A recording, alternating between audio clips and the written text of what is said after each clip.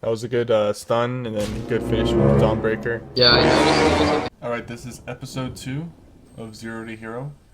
And just to give you guys like a recap of what happened since last episode, we did a lot of good work last episode. And our friend King Richard, he provided us with some crafted gear because J-Rab was using V8 gear sets. And now he's wearing 5 pieces of Seducer V14, 3 pieces Torix packed, 2 Cyrodiil's light rings, and then just a random necklace. Ideally, we want to fit in the healer set, but we're working with what we got. It's a lot harder to find things on the console considering it's still kind of a fresh game with not a lot of extra gear on the market being sold. So we're working with what we have. In today's episode, we'll start off with a few fights, and then we might go into open world. And even though we're on different factions, we'll go into open world, and I'm gonna, we're just gonna fight DC together since we're AD and EP. We'll eventually go in on the same faction. I have an EP Sork, even though it's only V1. We'll make it work, and I guess we'll start off with a couple fights with your new gear. You have, more spell damage now, and I guess higher max magicka, so better hardened ward and better damage. Good luck to you, man.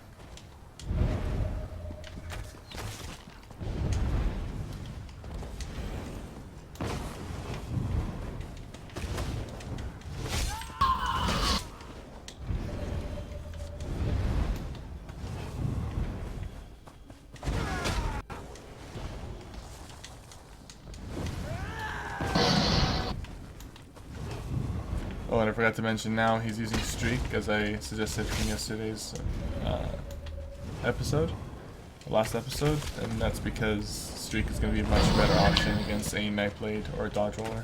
It's going to improve his offensive game tremendously.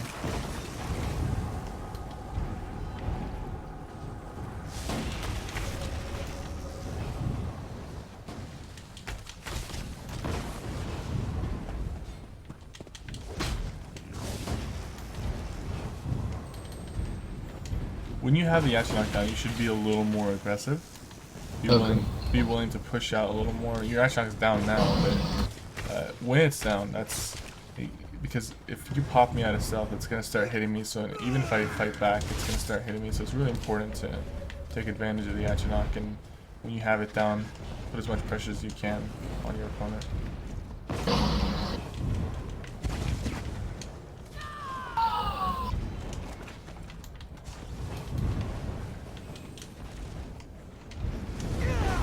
You should also frequently streak through me, just so that you can get a stun off and waste my stamina. But yeah, just like that. And after this fight, I'll explain to you when the best time to streak is. A good stun there.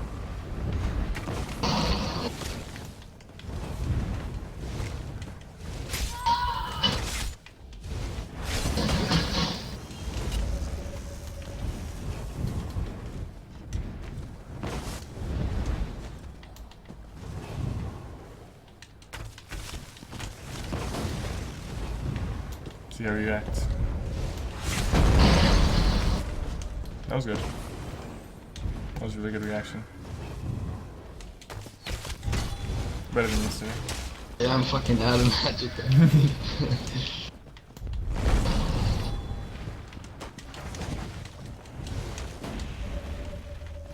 Oh, did you look up how to change targets with the match knock? No. We should check that after this fight.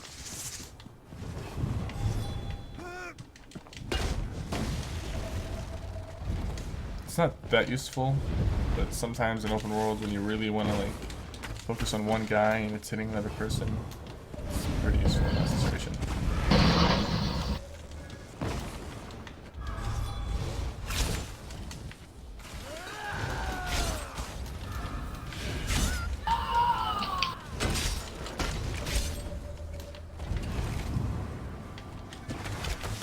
Did you read your tooltip for your hardened ward after you put on the new gear and the glyphs?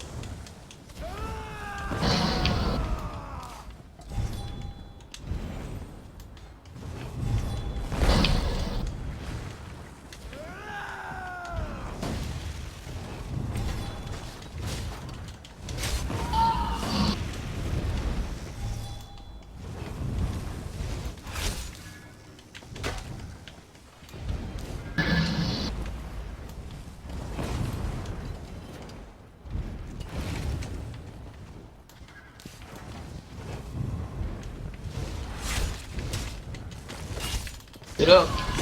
That was close.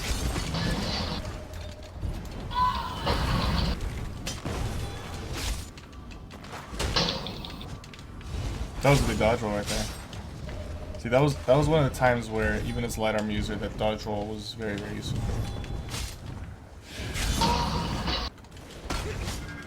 You gotta keep your mines down. The only reason I was able to pressure you in those few seconds is because of the mines. Oh, my stamina. Fuck. Good fight. That fight, you did a lot better job pressuring me. One combo that you definitely want to get down is when you proc your crystal frag. When you proc I'm it. having trouble. Well, I'm having trouble procking my crystal frag against you because I'm only really able to land curse. I see. So when I was able to proc it, which was rare because you were cloaking a lot, obviously. Yeah. It was tough to land a nice combo with Dawnbreaker and Crystal Frags because every time I would streak, by the time I would turn around, Yeah. I wouldn't be able to, or I would streak too far away from you, and when I went to turn around, you were already cloaked again. So I was like, fuck, I couldn't ever land a Crystal Frags on you. So that's what I just need to practice. That's basically like working on your speed. So when you proc the Crystal Frag, you have it in your hand. At that point, you're mentally ready to throw it. So you apply the curse, and with the curse, the thing is, curse is gonna pull me out of cloak, right, when it explodes. So it's all about timing. You apply the curse, and then when the curse is about to blow up, that's when you go for the streak. You go for the streak, and right when the streak hits, you turn around and you hit with the frag. So let's just practice that real quick. I want you to proc a frag, and then I'm gonna just be dodge rolling. I'm not gonna be doing anything except dodge rolling, and I want you to streak through me and apply a frag once you streak through me. So proc it and streak through me and do that. There you did a Crystal Frags didn't hit you. Well, you did a force shock. I'm pretty sure I saw you do a Destro attack with force shock then the frag. It has to be instant. Streak and then frag. Don't try to animation cancel anything into it. That's okay. So that's me reacting quickly, but that's basically you. If you landed it every time, it wouldn't be fair. So it's just you gotta pressure me. You gotta keep trying that, and you gotta work on just getting it quicker. Right there, you landed it. You see? Okay, and you can dodge roll Endless Fury, so I can't. Yeah, you can dodge roll Endless Fury. There you hit the Dwemer. I hit your Dwemer. My Dwemer is such a tank. But yeah, like that's what you gotta focus on. You gotta focus on landing that combo, and then if you hit me with a frag while I'm trying to dodge roll away, that's when you hit me with a Dawnbreaker and you finish me off. Okay, so Dawnbreaker goes through dodge rolling then. Yeah, Dawnbreaker goes through dodge rolling. You got to take advantage of the things that go through dodge roll, like streak, Dawnbreaker, curse. Those are your, 3 things to work with, and then you land the crystal frag while I'm stunned. Defensively, you're doing really good. At the end, you let your mines down a little bit, and I was able to have my way pressuring you. So you had that dodge roll was very, very good. That dodge roll that you did was very good, but I guess it ended up backfiring because after that, you didn't really recover from it. But if you had recovered from it, that would have been a really good dodge roll, because I don't think you would have been able to survive that execute at that low health with just by applying a shield. I would have ate through that shield and then might have finished you off at that point. The dodge roll it gave you some time. And then you streaked away, but when you streaked away, I guess you were so focused on the fact that you got really low health, you forgot to reapply your mines, and that ended up causing you to get stunned. Yeah. Alright. Good luck to you.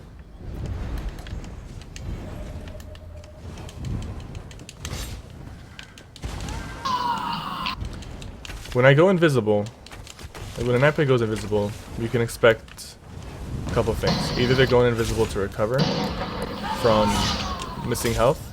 You gotta be ready for that. You gotta be ready. I know the Fear plus Soul Harvest combo is hard to work with. It's hard to deal with, but that's why you gotta constantly apply your shields. Like, you, Yeah, I fucked up. You dodge rolled away from my streak, and then at that point I was caught in the open. yeah. The thing is about Sorks is they have really strong shields, but if their shields are down, or if you allow your shields to be bursted in a combo, once your health pool opens up, that's when you're really squishy, because even though your shields don't have resistance, you're wearing light armor, so your resistance is already low anyways. On top of that, your health can be crit, but your shields cannot be crit. So your shields are basically like worth double your health, in my opinion. They're worth double your health because they can't be crit, and they have a lot of like they reduce the effects of a lot of things, like either unintentionally or intentionally reducing the effects of abilities. Um, One thing you want to focus on is I'm pelting you with poison injection, and you might not think that's a lot of damage. And I'm doing a lot of heavy attacks with poison injection. That's so I can get your shield a little weaker. So when I move in, your shield's are initially weak, and then when I go in for the burst combo, your shield just completely like finishes Yeah, itself, and then your health goes down. You gotta be reapplying your shields, even in those like situations where I'm just hitting you with like light attack and poison injection. Because what I'm doing right there is I want to see like, will you reapply your shields with just these like few attacks? Like even right there, you might not apply them, and when I get in front of your face, your shields are gone. You know what I'm saying? yeah, So that's really important to constantly apply your shields, constantly have mobility, and constantly keeping up your mines on the floor to prevent me from pressuring you. Uh, okay. when you leave your mines, you have to have the mentality that you're going to eventually go back to them, and the only reason you're leaving them is because you feel like I might be able to kill this person if I pressure him enough. Because Right. Okay. you don't want to leave them just, oh, maybe if I leave them I'll have better luck, because your luck is inside the mines right now. Outside the mines, that's where I'm lucky. Inside the Yeah. mines, that's where you're lucky. So if you leave them, you better have a really good reason, and usually the reason is, okay, maybe he's low health, maybe I can streak through him, hit him with a frag. If that doesn't work, you go back to them. And I know I keep telling you, oh, sit in your mines, and people might not like that. Of course, I don't like it when I'm going against a Sork and they're sitting in their mines, but that's how you counter the Stamina Nightblade. You gotta do what you gotta do to counter your opponent. And Right. I have to figure out ways to work around that, whether I'm dancing around your mines, whether I'm hitting you from range, trying to get you out of there. That's what dueling is. It's just working with what you got to counter your opponent and trying to kill them. Alright, good luck to you, man.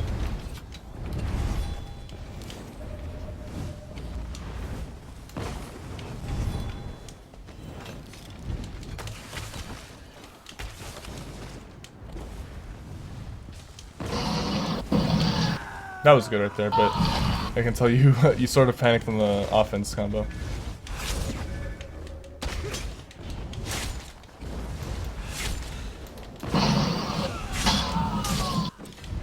That was a good recovery.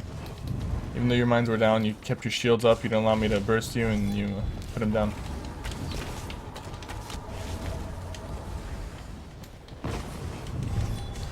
So again, I was saying in the last fight, when the Nightblade goes invisible, they're probably doing one of three things. They're either healing themselves up, or they're charging a heavy attack from stealth. That's what I do a lot. Not a lot of Nightblades, but a lot of them do that. Like right there, you see how much damage I'm putting into you? That's heavy Yeah. attacks.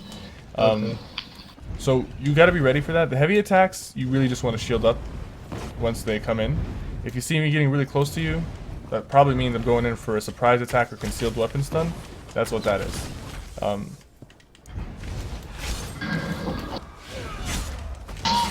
Oh fuck. Again, you left your mines, and I was in a I wasn't in a situation where I had to play defensively. If I'm Right. at like 50, 60% health, 70% health, and you leave your mines, I have to be careful because you could get a combo off of me. But when you leave your mines and I'm at full health, full stamina, that's basically an invitation for me to come, attack you. Open up. Yeah. Yeah. You know, the thing is, when it comes to dueling, right? When I started dueling, I joined Legend, and there was less than 100 people in Legend when I joined, and I thought that I was hot shit as a DK. I thought, okay, DKs, they're about to whip up everyone. I lost to a Stamina Templar. I lost to Jack Daniel, and he beat me like 8 times in a row. This is back when Stamina builds were crap and Templars were crap. So a Stamina Templar was just asking for trouble, right? So I when I joined the guild, I thought I was good, and I went against a lot of people, got my ass handed to me a lot of times. But the thing about dueling is you have to constantly lose to improve. There is no way you can get better without losing. Because if you're beating everyone, it means two things. You're going against people who aren't good, Yeah. or you have like a broken build that just, I don't know, it's OP at the time. Like how DKs back then used to be really OP. Not necessarily in 1v1, but like there were a few builds. I remember when sorcerer pets were exploding for double their damage, so they were doing about 800 damage per explosion, and like some people just like became overnight dueling stars because of builds like that. So it either means you're going against bad players or using a broken build, and the only way to improve really is to get better. And by losing, it's not just losing. Losing won't get you better, but losing and analyzing how you lost, why you lost, and what you can do to improve in the next fight is how you get better. I remember going against Varus Nightblade, and this guy was like the first Magic Nightblade I've ever seen. Like the first Magic Nightblade that was pulling off some crazy stuff. And Yeah. he was destroying everyone. He was destroying me on my DK. I had no answers to him. No answers. Like, constantly thinking about how am I going to beat this guy? How am I going to beat this guy? Sometimes it comes down to builds, but most of the times I've realized that it comes down to your playstyle. A lot of the duels that I've lost, I end up defeating the opponent based off changing my playstyle to fit their playstyle more efficiently. Whether it's you need to play a little more defensive, play a little more offensive, manage your resources better, land burst shots more often, and not pressure them or pressure them. It really just depends, because sometimes builds, or most builds, they're built off of either sustain, burst damage, or survivability, and usually you don't have all three. The current meta, Yeah. some builds have all three. You know, Stam Knight Blades, Magicka Sork, they have a little of everything, but usually that you can't have all three, and you have to figure out what the build is missing, and you have to attack that weakness. So, Hey, what do you can think my weakness is as a Stam Knight Blade? Well, the only weakness that I can really say is if I catch you in a stun, that's it. Okay, Because that's you have endless dodge rolls, so I can't land any like real combo on you without stunning you. So that's my only opening. yeah. Or my only opening is if you jump into my mines and I manage to have a curse right before you jump, and then I can Dawnbreaker streak you, and then throw a crystal frags. I mean that, but I wasn't finding any openings like that. Well, Because as soon as you would jump in, you would fear me, and then you would roll out, yeah. and then start arrowing me. Well, the thing is, like, what you're saying is true. Those are like tools that you can use to kill me. But the true weakness that I have as a Nightblade is that I have to react to your damage. I have to react to your damage. When you put in damage to me, I have to react by healing, by cloaking. That makes me more predictable than you think. As a Sork, you're pre-reacting to my damage by putting up your shields. So when you put up your shields, you're pre-reacting to whatever combos I decide to do on you. But as a Nightblade, I have to react to your healing and your pressure. So it comes down to the fact that once you catch me off guard, it's all about catching me off guard. I've gone against great Sorks, and I've had long ass fights with them, 30-minute plus, nothing happening. But it comes down, when it comes to killing a Stam Nightblade, it comes down to getting one lucky burst. But getting that lucky burst it's not all about luck. It's about timing your curse, timing your streak, timing your endless fury, and timing your frag during the stun. That's all it takes. Followed by a Dawnbreaker. That's really all it takes. You need to consider using your streak more often. I know you're Yeah. using it. You're using it to when you feel ready to land a combo. You're using that streak. But you should use it not just to land a combo. You should use it to bother me, to annoy me. Because even if I'm at full health, you streak through me, you streak back to your mines, and you put up your shields. That's gonna get me off my game. But when I'm free roaming, rolling all over the place, that's not helping you. That's helping me land more shots, landing more combos. You gotta be a pest to your opponent. streak goes through dodge. So even if you just like, even if you streak through me once and then streak through me again, just for no reason, just like streak once or twice to put some damage onto my health and force me to activate rally to heal up, um, that's called just, you're kind of wearing me down. You gotta wear me down. You gotta wear down your opponent. You know how I'm wearing you down? I'm wearing down your shields with these light attack poison injections, and you saw how hard it was hitting when Yeah. you ignored it. So Yeah.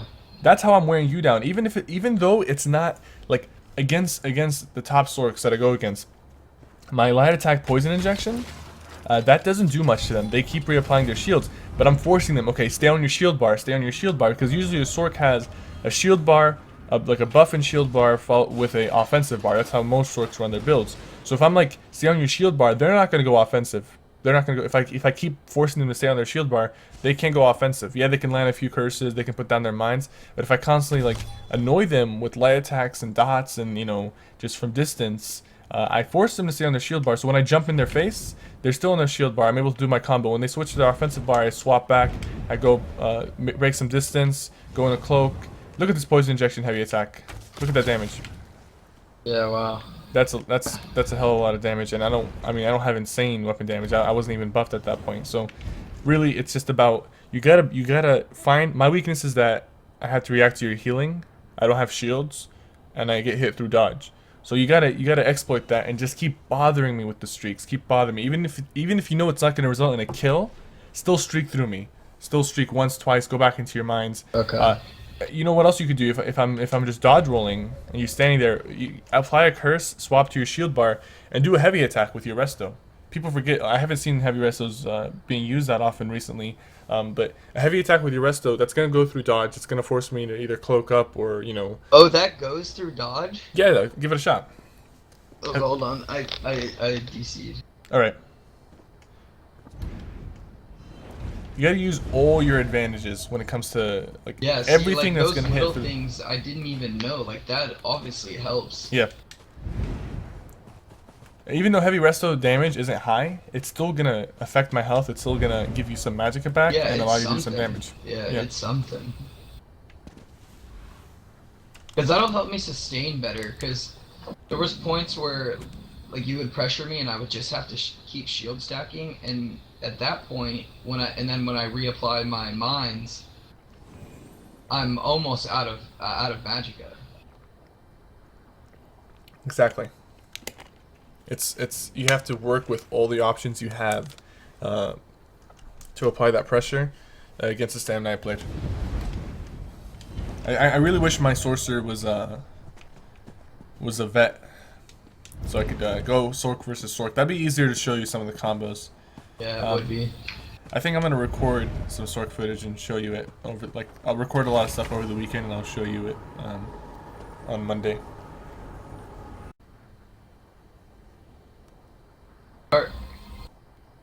Like the other Stam Nightblades that I've been going against, Yeah. they don't seem to be moving as fast as you while you're cloaked. So like when I'm streaking, I tend to miss because I feel like I'm predicting wrong, and you're always like 10 feet either to my right or my left. Are you just faster and cloaked? So for me, the reason I'm fast in cloak is I activate. I'm not fast in cloak, but I activate. Because on a magic nightblade you would be fast in cloak because of concealed weapon, or if I was a vampire. But with this setup, the reason I'm fast in cloak is because look, this is how fast I am out of cloak, and just imagine that while I'm invisible. Look, do you see me yet? Oh, okay. Do you see me? All right, look at this.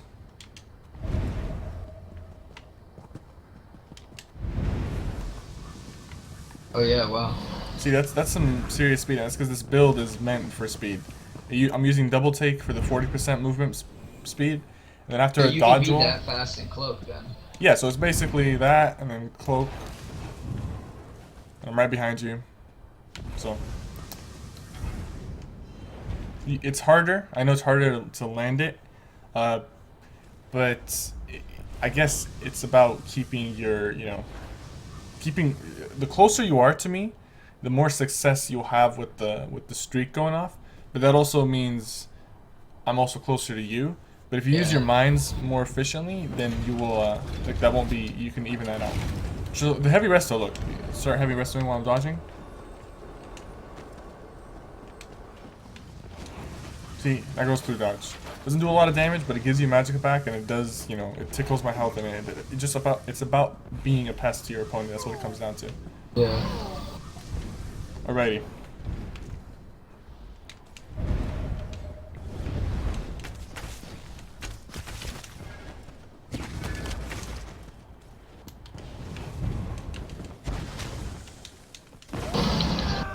See, that would have been a good time to Dawnbreaker if you were close. You should have tried that. I think you might have gotten something out of it. At least got me execute range. Do you have Dawnbreaker up? Yeah, I do.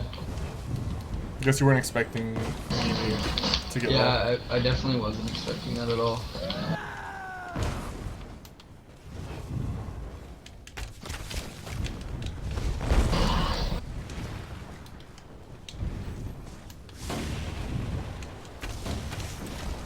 Now's the time of pressure, by the way.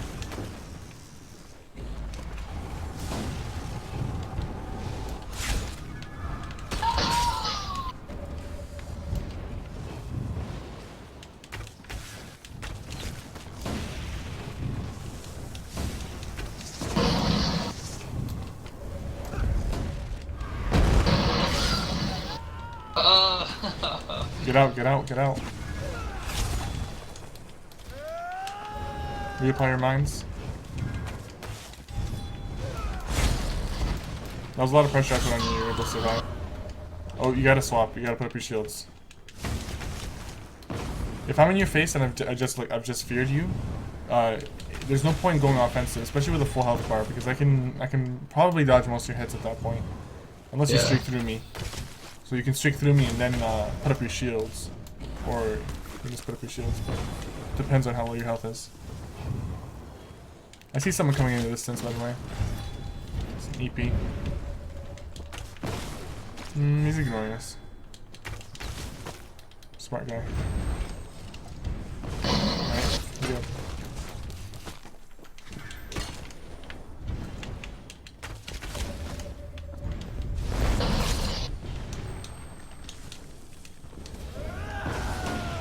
Alright, right there was a Dawnbreaker time.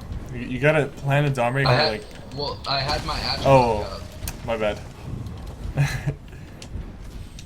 The thing is, your atro is good, but I don't think you're using it properly. Like when you put it down, you gotta pop me out of stealth. Keep it on me. That wasn't a good time for Dawnbreaker. I don't think even at full health if you land that shot, it's not gonna do very much for me. You have to land. It's about timing it with a curse, and then Dawnbreaker, or curse and then streak, and then Crystal Frag plus Dawnbreaker.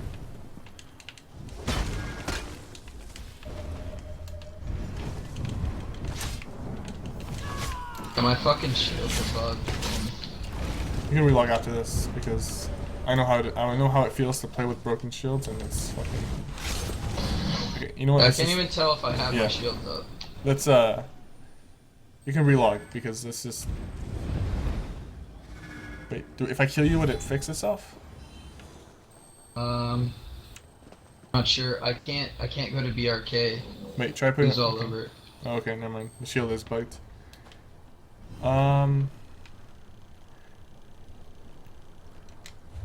We can move to areas. I'll just kill you here and then tell me if the shield is still bugged, just relog, and then we'll meet at areas.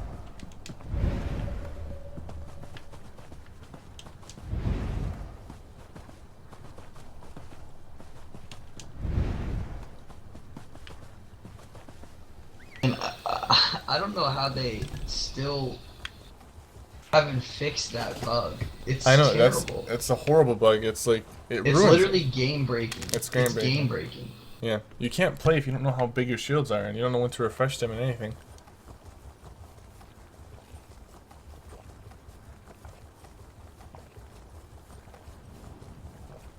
Okay, they fix themselves. Yeah, I went to areas.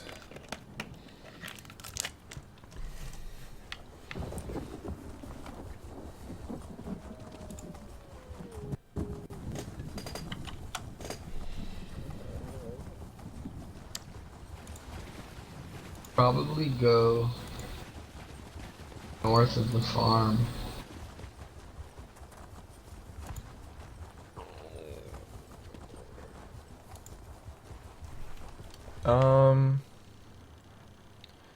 Yeah, that looks like a good spot.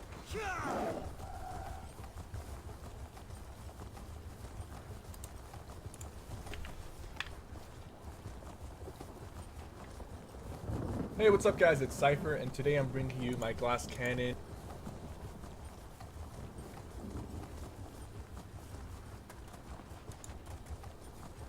So you say there's an actual way to my Atronach on target? Yeah, to switch the target on the Astronaut. It's let me look at the controls real quick.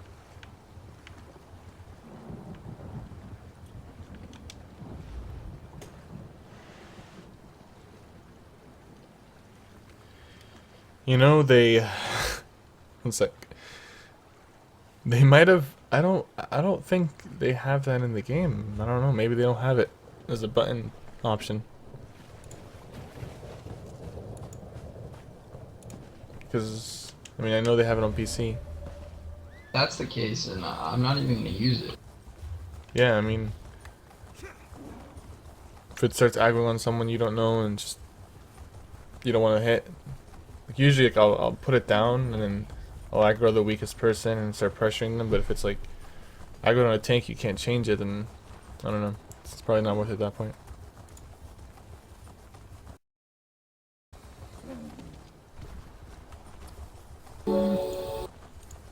Just do a couple more fights and then we'll go to we'll go outside of Chalma and see what happens. Actually, I should probably get on my sorcerer. We'll see what happens when we go on my Nightblade, and I'll get on my sorcerer. My sorcerer is V1 EP. I actually wish he wasn't V1. I wish he was like level 40 something. It'd be much stronger. Yeah, right. The battle level OP. Alright, I see you.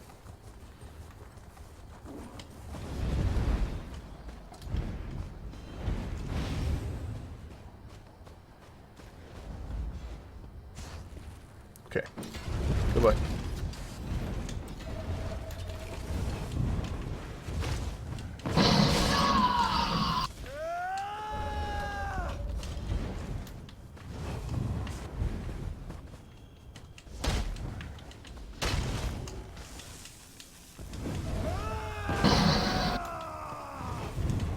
I think you're doing a little too much before you throw out the frag, like the light attack, and that you're not gonna have a lot of time against a skilled player, so you wanna get your hardest hitter up on me as soon as I get stunned.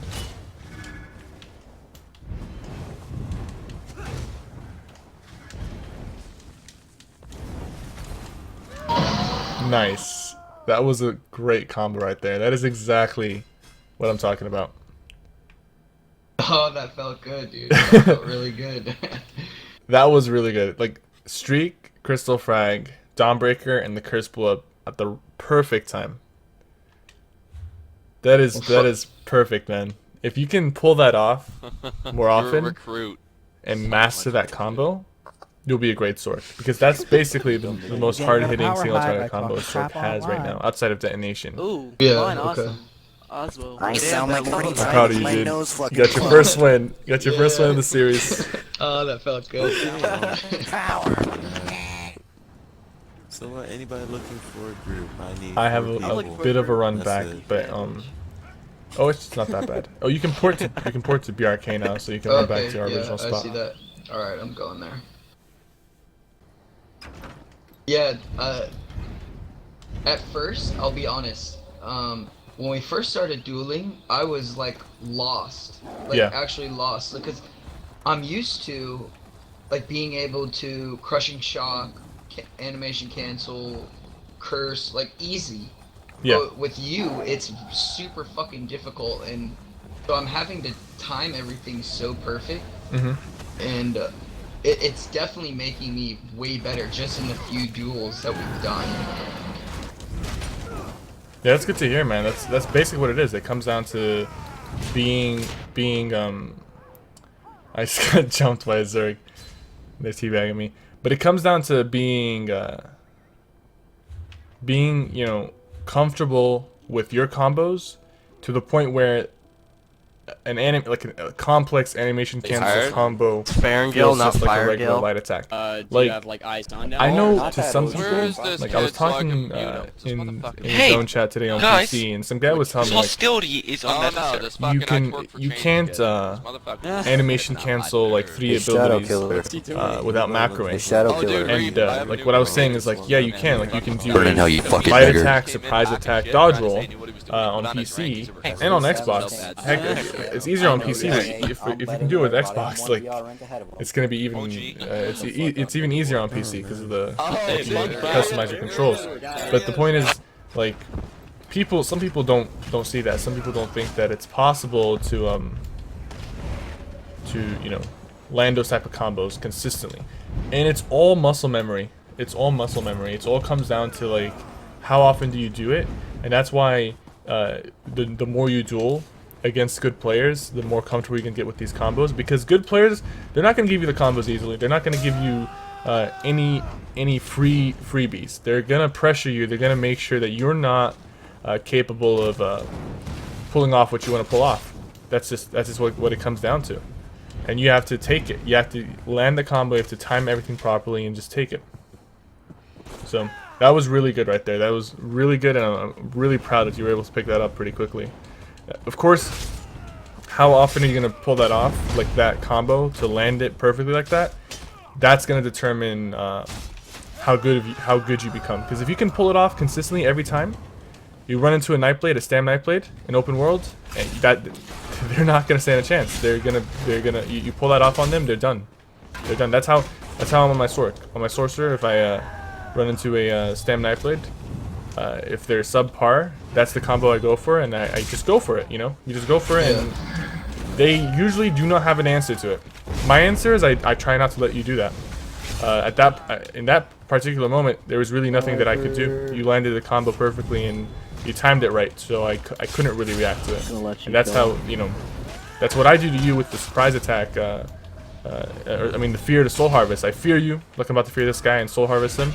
There's not much you can do to that. You just have to prepare yourself to survive it, and I wasn't prepared to survive it at that point. I killed a couple guys on my way here. I'm going to west of the farm. It's blue, by the way, so just in case, there might be some blues there. Yeah, be careful on your way. There's a former emperor here. Oh, that doesn't mean much. But yeah. I remember when former emperor used to mean something. Actually, I don't think it ever meant something. I think people were farming emperor from day one. I think on Xbox right now it means something. Oh, on Xbox, nobody's got it. Well, it might mean something, because I know for a fact that like, you know, there's some people who transferred. They were VR14 day one, and you know, now they're emperor. Like I could have gone on emperor as well on Xbox, but I never really gave it a full effort. Yeah, it's true. All the emperors are from PC that are coming over and like getting emperor, all from PC, because they fucking just don't die. Is that you at the alien? Yes. I'm so dead, dude. Not really. I am dead though. My health is like nothing. Okay, I think I survived. Oh god, they're still there. Nope. That's a bad idea. That rain destruction though. It's I don't know what to do, man. That sword's almost dead. Oh, you got him. I gotta get this rain destruction guy. Who's hitting me with radium? It's funny. I want to be able to do this shit. 0 to hero, man. 0 to hero. See those? Oh god, get me out of this. Get me out. Get me out.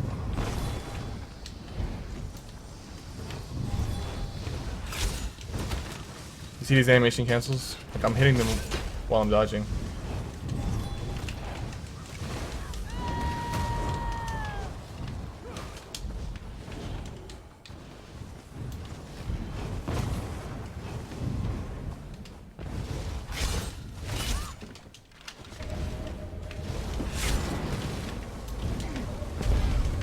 Meteor, go! I really gotta kill that Templar though. They're all so low. Like every single one of them. I know. That Sork though. I think I might be able to wipe these guys. Yeah, easily. Basically, 1vx is just a bunch of 1v1s happening back to back. That's all it comes down to. I'm 1v1ing this guy. I'm focusing on him, I'm pressuring him, I'm fearing him, running him out of stamina. He's level 24, so I understand. Okay, it's the last guy. It's always a good feeling. Once you're confident in 1v1, it's always a good feeling when it comes out. There's a guy behind you, Nightblade. Watch out.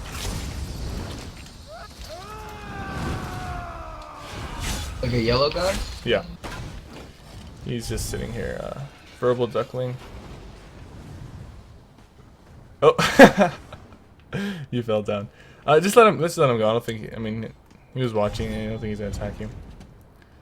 Alrighty, let's move down here. Our little dose of 1vx for the episode.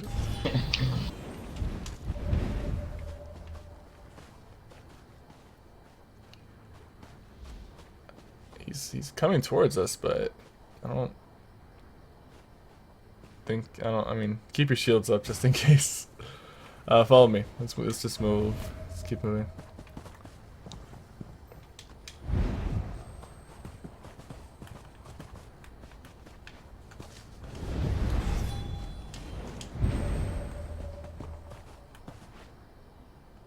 All right. Here's good. Good luck to you, man. I'm gonna pick up the pace a little bit. Because now you actually got your first win, so.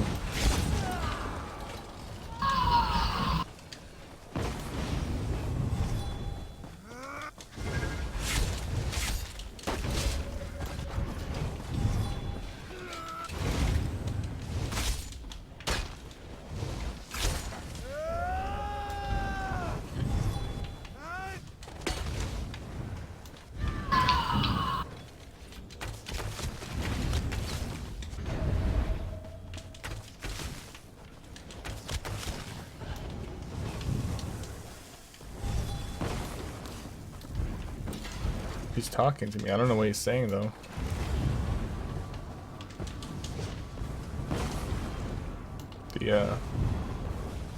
That AD guy.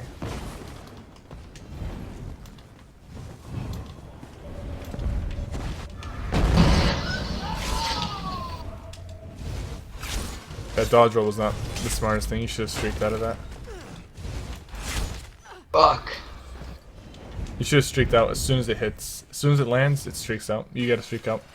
Because dodge rolling after that, you just broke a fear, right? Yeah. And then you were sitting there, you dodge rolled, and by the time I think this AD guy might know me, but by the time you like got away from it, you basically were you were already immune again. I could have feared you if I ambushed and you didn't die for that ambush. I was gonna fear you again.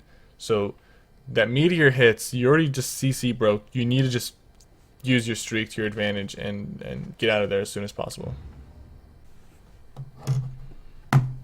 Yeah, against this, like, this duel is so much patience. It is a lot of patience. And it's not just this duel. Most duels comes down to patience. Unless you're talking like two heavyweight like DKs going at it. Usually it comes down to just being patient. It's not like this meta. It's not the best meta in the world because of the fact that it's all about burst, right? Usually, like, you can manage your resources. Even though you're a beginner at dueling, you're able to manage your resources pretty well.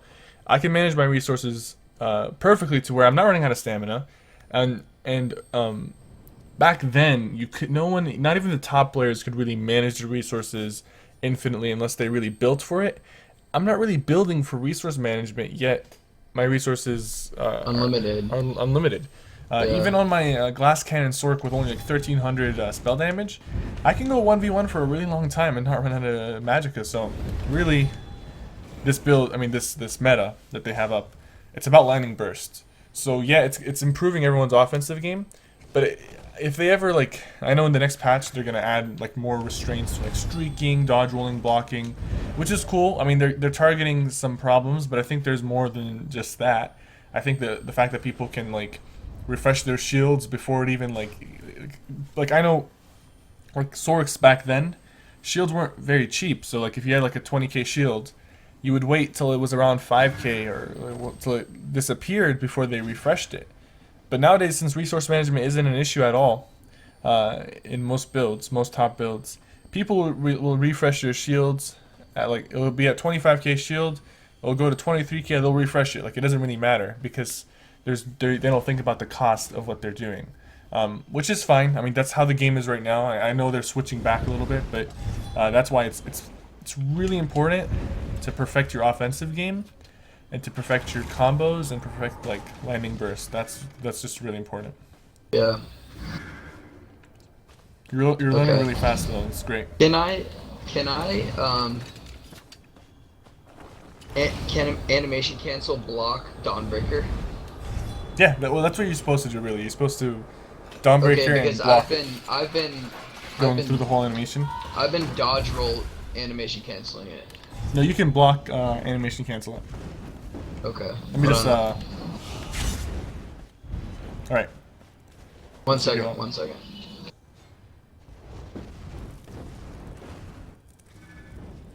No, it's fine. I have a lot of ultimate now. I have my ultimate up. All right. Good luck to you.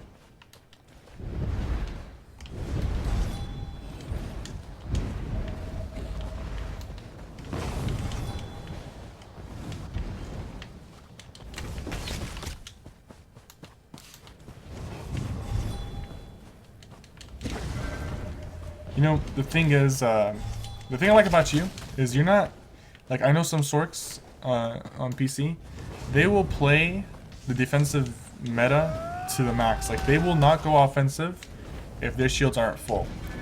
You don't, the problem with that is if someone else who has any sort of defensive capabilities goes against you, you're not going to kill anyone playing like that. I think the beauty about dueling is when you're dueling with someone, you don't care if you lose. Because if you don't care if you lose, like if you don't have that pride issue about losing to someone, you will risk it to land crazy combos and to like make crazy comebacks and take risks that you otherwise wouldn't have if you really didn't want to lose. And that's what I kind of miss about dueling. Because back then, since there was no infinite resources, people had to take risks so that they could like overcome. Like say someone's running out low on magicka, they would have to take risks to land certain things and to pull off kills. But nowadays, since resources are infinite, you don't really have to take those risks. So people will play extremely defensively, and fights will last a really long time against two defensive players who don't want to die. That was a good streak. That was a really good streak right there, because you knew your mines were down, you knew it was in your face.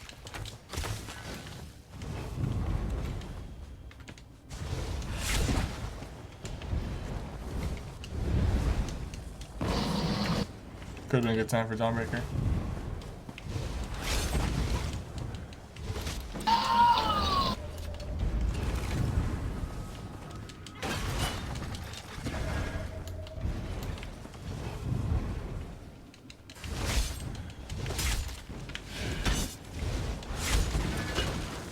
Good time to streak. Could have streaked a little sooner, but that was still really good.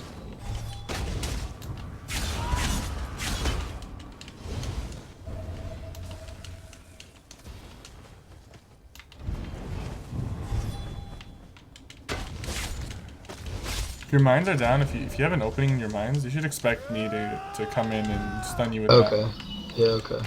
Because that's my opening to stun you. So if your mines are down like that, like if you have the full circle, yeah. But sometimes like if you don't have like a dot on you, it's okay to block or like fake the block, as in like tap the block so it looks like you're blocking and it makes me think about stunning you or not.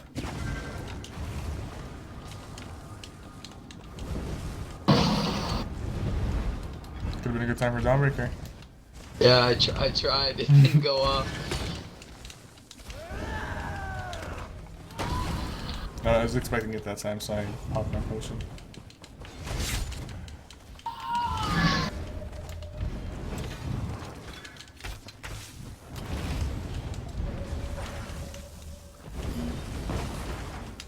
Good.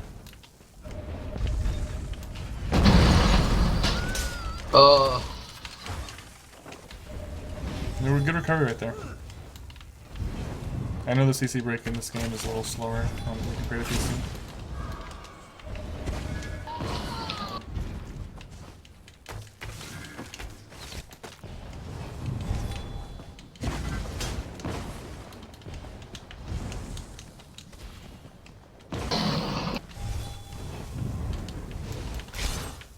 I can tell your offensive game is a lot better now with Streak. Like, 10 times better with Streak.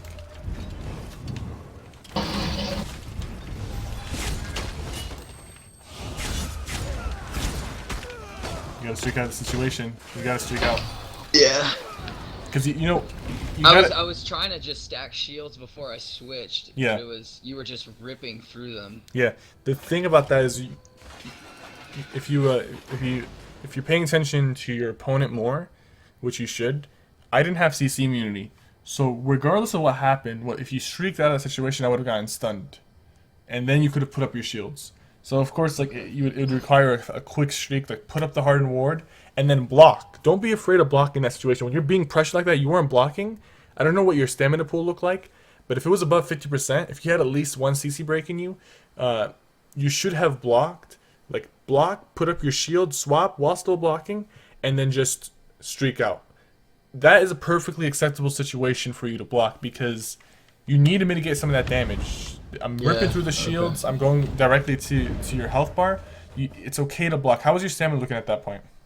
I think I had just enough for a CC break there. Because I literally just popped a potion right before you came in. Yeah. Because I knew you were going to come in and if I didn't pop the potion there, I was dead. If you CC'd me at all. Okay, so that should indicate that you should have blocked at that point when you're being deeply pressured. Because what's the risk? Like, okay, so let's just say you blocked, you ran out of stamina, and you got feared, and you died.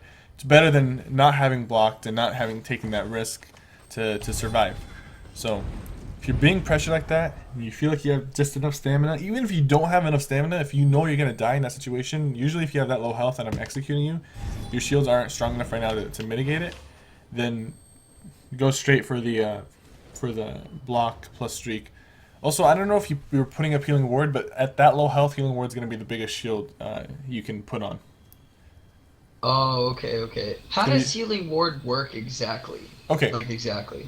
So it has a base shield. It heals you when you activate it, right? It gives you a small heal right when you activate it. Yeah. It has a certain size. That increases by 300% depending on how much health you have missing. So if you have like 5% health, like in that situation, your healing ward would have like covered your entire health bar and more. So it would give you a huge ass shield, and you can cover that shield with something else. I don't think you applied healing ward, but that's something you definitely need to apply at that low health. It's going to be your biggest shield you apply if you have that low health. Okay. And then, alright, let me ask you a question. Does all my other wards stack on top of healing ward, so even if you're hitting me, it won't rip through my healing ward, and by that time it'll heal me? I'll explain to you how shields work for that. First shield that you put on is the first shield that comes off. Yeah. So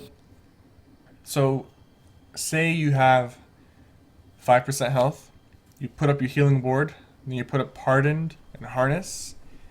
I'm going to rip through your healing ward first, then your hardened, then your harness. Well, I'm not going to throw your harness because I'm all physical damage, right? So I'm going to ignore your harness. But here's the trick to it. You still want to cast healing ward in that situation first, so you can get a small heal, get out of execute range. That small heal, usually you use that to get out of execute range. Say you're at 20%, you got a Nightblade impaling you. You use that healing ward, it's gonna pull you up to 30% health. That's gonna pull you out of execute range, right? So you use that to get out of execute range. You could spam it once or twice to do that, right? And then at that point, it's your main shield, so it's your first shield that you put up, so it's gonna be taking hits. But what you do is you apply the hardened ward, you apply the harness, then you reapply the healing ward. So now you're putting it as the third shield at the end. So now they have to go through your hardened, then your harness, then your healing ward, because you're reapplying it, so it's putting it at the bottom of the list of shields. Okay. Just first come, first go. first shield that comes on is the first shield that's going to get off. So if you put up healing ward first, that's going to be the shield that's taking the hits. If you put up hardened ward, that's going to be the shield that's taking the hits. Last shield you put on is the last one that's going to be taking the hits. And you can refresh the shield. If you refresh the shield, you reset it. You put it at the bottom of the list. So if you put up healing ward, you're really low health. You put up healing, then harden, and then you reapply healing. Now you have your harden on top of your healing. Okay. All right. Okay. That helps. I didn't know any of that. All right, good luck to you.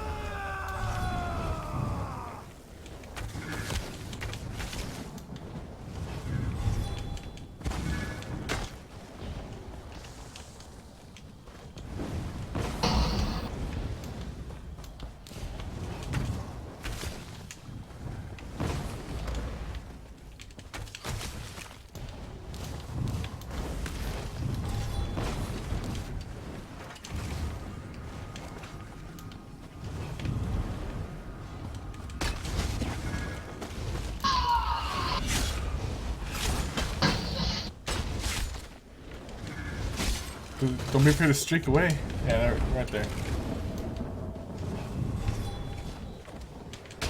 I don't see you have your healing ward up. Now you have it up.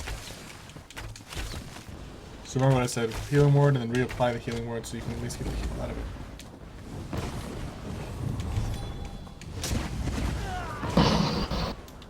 It's a sticky situation.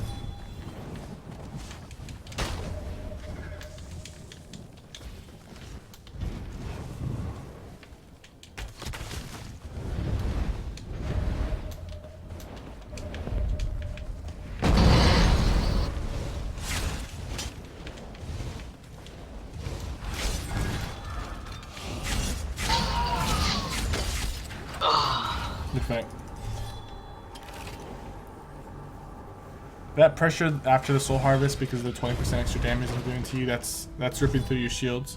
You have to recognize that, and when you get soul harvested, you have to go on the defensive and streak around and you know dance around your lines a little more. What's the animation of Soul Harvest? Okay, it's funny you ask that because you're probably not seeing the animation half the time because I'm canceling it, but you will hear it. I'll show you it when you come back, but you will hear it, and I'll show you how it looks like when this animation cancels. It makes that sound like makes a weird sound, right? Yeah, it makes a pretty unique sound that you can recognize.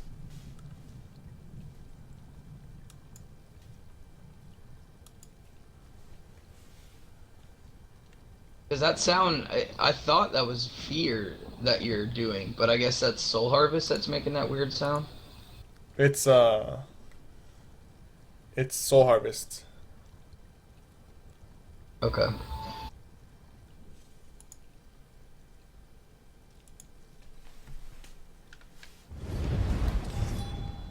And is there something that you're doing that's making my shields like be less? No. No? Okay. No. Then maybe it's just bugging sometimes, like in the fight. 'Cause I feel like I'm applying my, or unless you're just pressuring me that hard that you're Well, here's the ripping through thing. the shield as soon as I put them up. Here's the thing. I see you applying your harness a lot. Like, harness is going to help you against my soul harvest and against my meteor, but everything else it doesn't. So if you're being pressured, don't waste too much time applying the harness. Apply the harness only when you're not under pressure, because when you're under pressure, if you use that time frame to put the harness, that's basically me eating through your hardened, and then you have to reapply your hardened afterwards. Okay. So, Okay. since I'm all physical damage, shouldn't worry too much about the hardened. But I'm gonna hit you with the Soul Harvest Ultimate, but I'm gonna cancel it, so you can. I mean, you can still see it. You see the two swords come out, hear that sound. that point, I have 20% extra damage for 6 seconds. So 6 or 8 seconds. I'm not sure which one, but Wow. Okay. Okay. So it's a double sword. It animation cancel, but I could see it, and it makes that like a whoosh, yeah, that kind of sound. yeah, definitely. All right, we'll do one more fight, and then we'll go walk around open world, see what we can find. Yeah.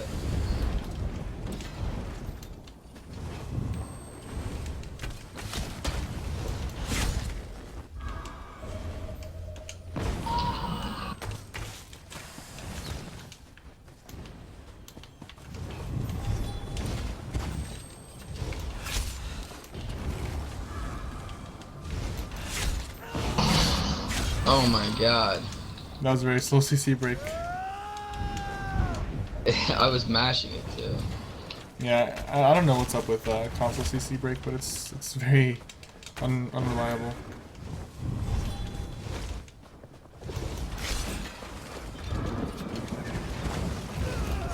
Look at that. What the I'm literally mashing it.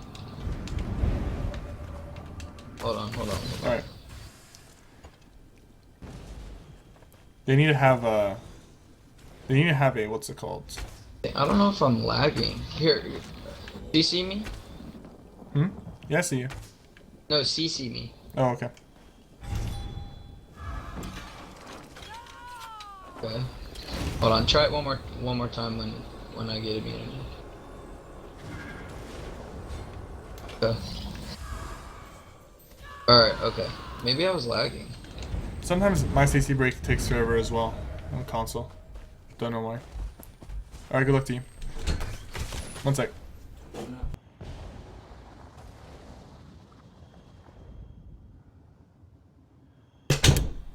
Okay. Good luck to you.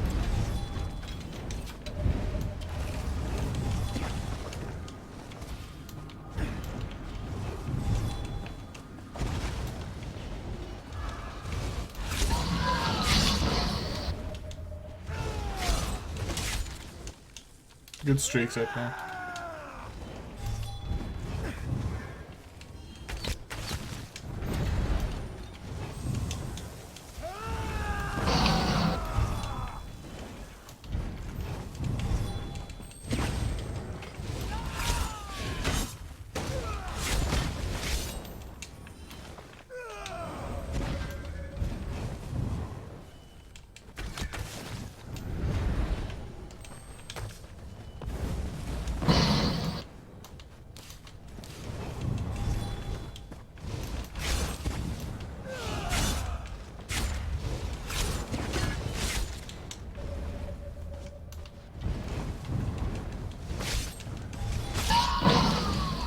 Good streak right there. See, sometimes you used to start putting up your shields at that point. If you put up your shields, like there's a good chance that I'll be able to burst through them at that point. But streaking will give you a more reliable time to put up your shields.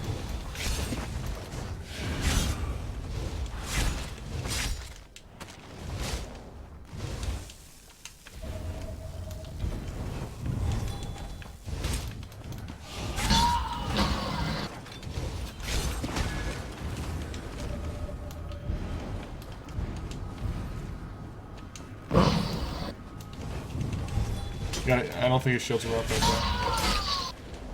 You should walk around with full shields if you're open for that long. You should reapply them. Because if I catch you with lower shields, like, when I fear you, you don't have your shields up, that's easy kill for the soul harvest. Good streak right there. You see that? It's not just about shield stacking, you have to keep mobility.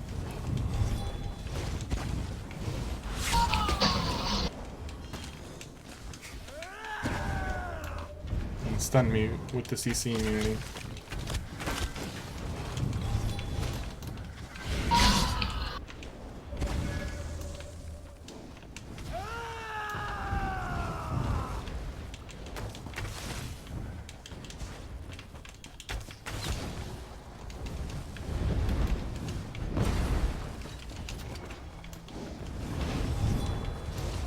Nice.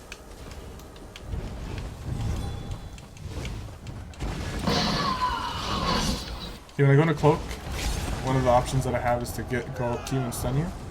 So by streaking, you kind of make that harder for me. It's all about making it harder. Even if it doesn't really do anything, it's about making it harder for me to stun you.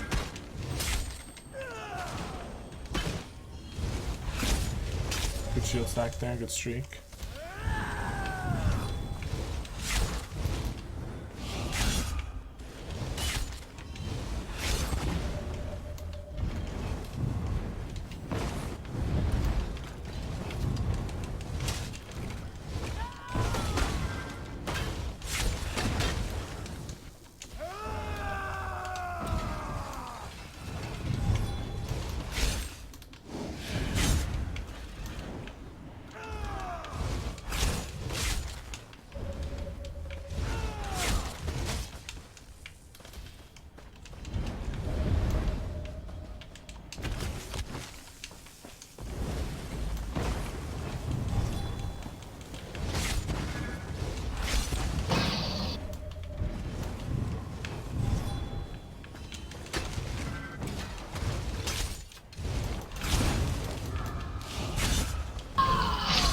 Nice streak. So you're really using it defensively and offensively really well. And instead of just relying on shield stack, you're relying on your mobility, which is really good to see.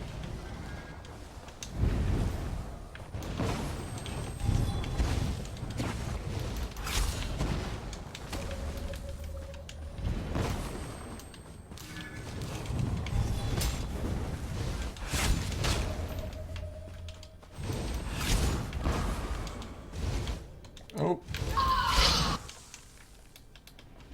Choked up there. That was a good risk though, Yusek.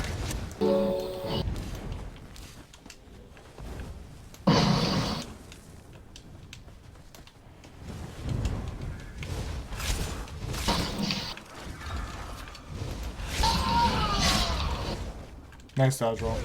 Hopefully that does not affect your stamina.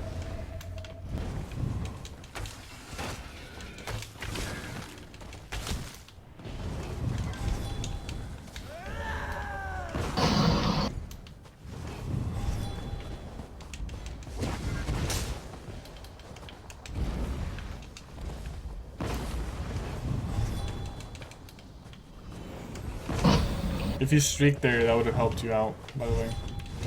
When I go into cloak, if you get enough magic, don't be afraid to streak. It's gonna make things easier. I mean, harder on me. Easier Okay. for you.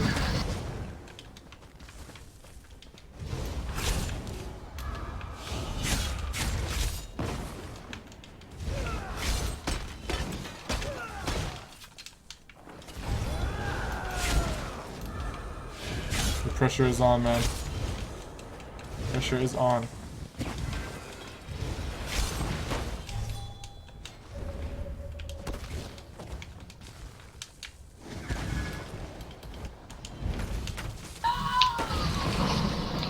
That was good. That was good.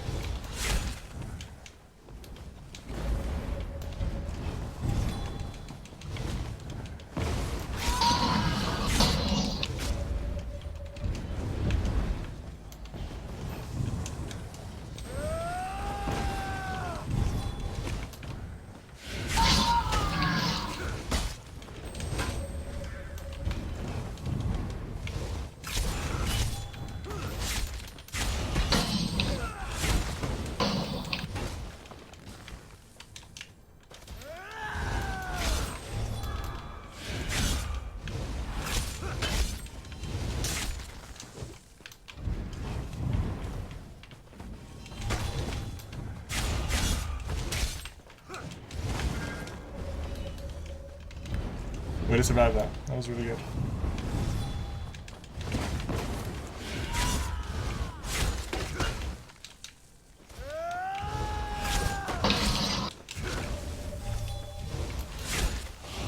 Good fight. Oh fuck, man, my minds. I couldn't. At that point, you since you were already low shield, low health, you should have went for the shields first, then the mites. But if you had your shields up, then you go for the mites. Yeah.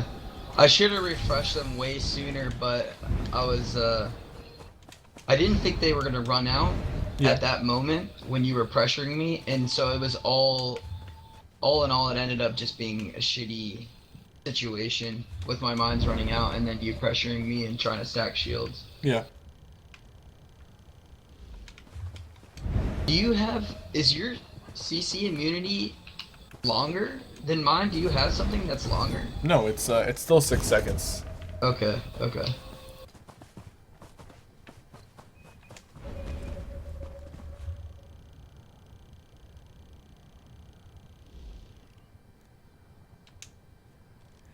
I honestly think we should save the open world for next episode. We'll make that an episode in itself. I think what I'm gonna do for this one is I'm gonna put all the fights and the talking, and then at the end, I'll put the kill you got against me, All right. just to like shock the viewers, because they wouldn't think you could land that combo until they saw it. Let's do champion points real quick too. Okay. Okay, so I'm gonna open through champion points. I'm gonna open my champion points, and how many points did you say you had? Hold on, I'm running to you right now. I'm almost. Okay. Sorry, I moved a little bit, but I'm running back.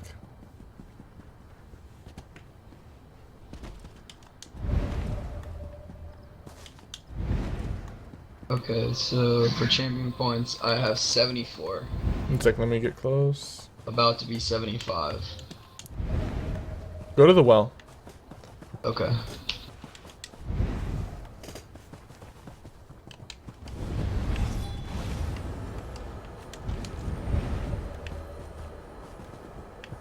Oh, okay, here's fine too. Okay, so we're gonna cover champion points because we haven't really gotten into that. How many points did you say you had? 74. 74. Okay, so I'm not on historic, but I'm just gonna go through what I would spend on champion points, assuming I had 74. That means you will have about how many in each constellation? Let me see. I can redistribute real quick if you want me to. Yeah, so you have about Okay. 24 or 25 in each constellation. We'll start off with the tower, and we'll keep moving. Yeah, I have 25, 25, 24, and I'm about to be 25, 25, 25. So, Okay. Okay, so on the tower, we just claim all your points, clear them Okay. completely, and we'll start Yeah, dude. on the tower constellation, and we'll move clockwise. Okay. Are you on tower? Yeah. Okay, so for tower, you're gonna want to put about 5 points into the magician,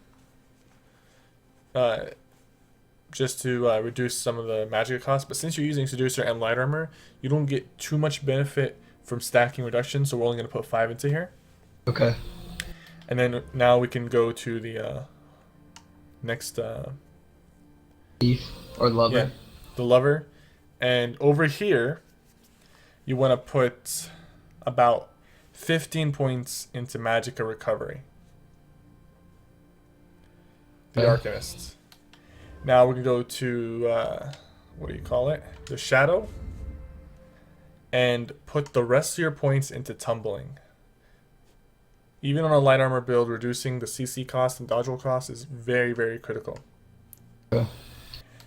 So after this, you think 5 points is enough for tumbling for now? Should I put the rest in Arcanist? Now, the rest you should start focusing on Arcanist. Just get that recovery higher. Because the more Okay. recovery you have, the greater the increase is based on the percentage. So, Okay. for now, just focus on Arcanist. Now, on the Apprentice, we're gonna put say 7. No, we'll go with 10 points into Elemental Expert. Okay. 1 into Spell Erosion, 1 into Elfborn. Or let's just say 3 into Elfborn. No, 4 into Elfborn, 1 into Spell Erosion. Alright. Now over here on the Staff Expert, on the next one you don't really have to put anything, but you'll eventually put some points into Staff Expert, but since you don't have enough, we'll skip that for now. And then on the Ritual, put the rest of your points into I don't even know how to say that word. Thaumaturge? Thaumaturge. Do I want to focus more on Thaumaturge or Elemental Expert?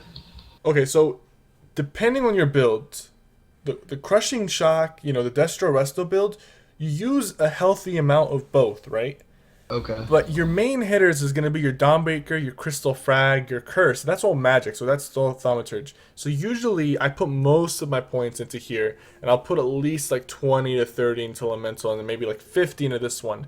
For now, I would focus on this one, put more points into this one, because you're doing most of your damage with Curse, with Crystal Frags, and Dawnbreaker. But you got to remember your Streak, your Endless Fury, your Crushing Shock, that's all Elemental. So you want to buff up both, but focus more on this one.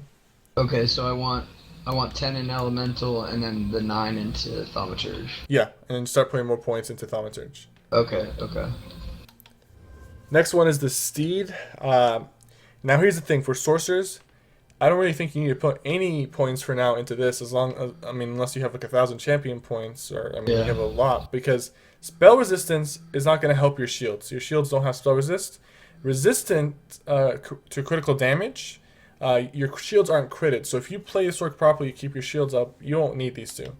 Next one is the Lady. Now for the Lady, you can put, let's just say, just for now, just so you know, you want to put a little bit into Hardy and Elemental Defender. I'll put 3 points into Hardy, 3 points into Elemental Defender. You think these are more important than just stacking all of Bastion? Well, these are not as important, which is why we're only putting 3. On my Sorc, I have about 10 or 15 into both of these, and then the rest into Bastion. So the only reason I'm telling you to put 3 is so you know that you'll eventually want to put some points into here, and they do help a little bit. But then the rest of your points into Bastion. However many points into Bastion. So that about covers it for the champion tree, and hopefully as you get more champion points, you build off that.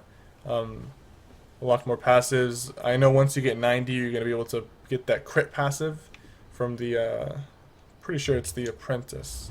The Apprentice at 30 points into that, you get the 12% extra spell critical. That's very helpful. Apprentice. Okay. All right.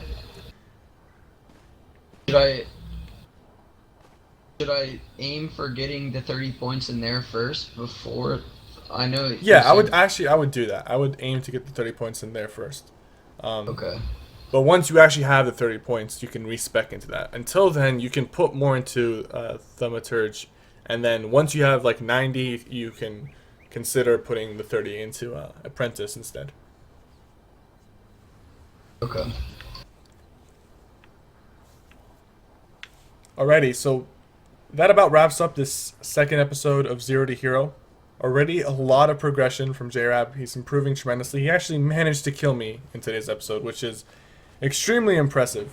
Extremely impressive considering he's a beginner dueler. So he's learning really fast, and I'm glad that you were picked for the Zero to Hero, because I honestly think by the end of this series, you're going to be a hell of a player on the consoles. Wow. So thank you guys so much. We'll see you on the next episode of Zero to Hero. We have some open world action coming in on the next episode, and a few other surprises for you guys. If you guys are enjoying the series, leave a like, tell your friends, leave a comment, and I'll